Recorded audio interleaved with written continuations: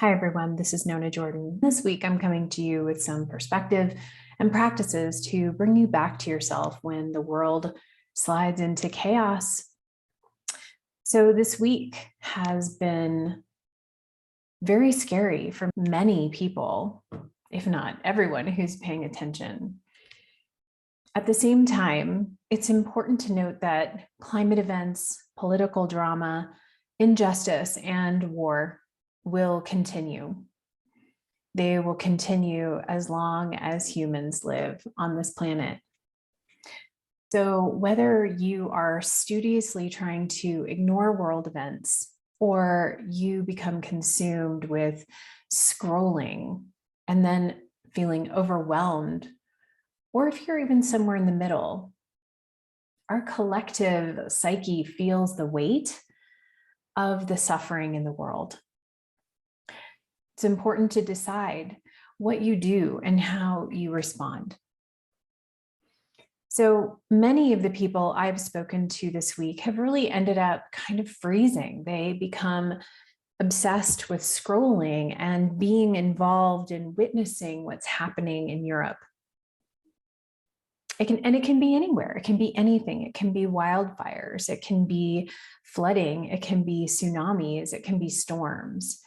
The way that media presents itself and continuously bombards us, it is so easy to just get sucked in, to drown yourself in the suffering of the world. And interestingly, for many of the people that I've talked to, they begin to feel like their work and the ways that they would share or that they would address what's happening are not enough. Or they become guilty and ashamed for having the safety and the ability to even do their art or grow their business. However, what I would remind you of is that this really serves no one. Your light and your brilliance and your vision for the work that you want to do in the world is needed and necessary right now. Now, so more than ever, your voice and your power are needed now more than ever. And so, as someone who has practiced yoga for so long and who has meditated for so long and has also been a coach for so long, I wanted to offer you some ideas of how to proceed in the face of fear and global disaster. The first thing that I would say is to take some deep breaths and to gently put your hands over your heart or on some part of your body, or even better, hug someone you love and let yourself be hugged.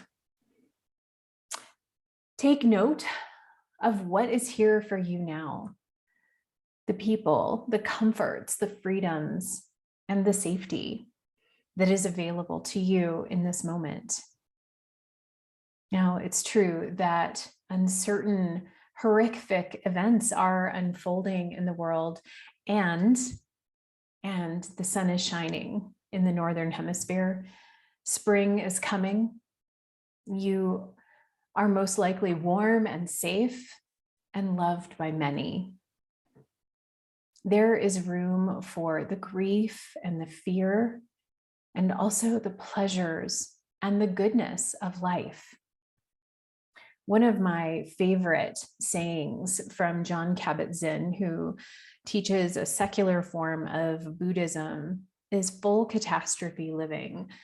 And I love this because it really invites us to hold the entire experience of life without trying to push one thing or another away.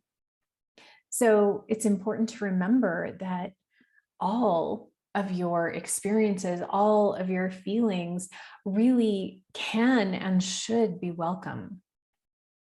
You can feel the grief and the fear, say your prayers and meditate, and donate money to the causes that are weighing heavy for you, then do your work. Share your voice. Do what is yours to be done in the world. And I would just say, have a media plan. Stop doom scrolling. Stay informed, yes, but also leave a lot of room to stay engaged in your life. Do this for you and for all of those who are hurting, in service to a vision for greater harmony, peace, healing, and joy for all beings, for all beings. That's all from me today. Thinking of you, thinking of your loved ones, and wishing you well.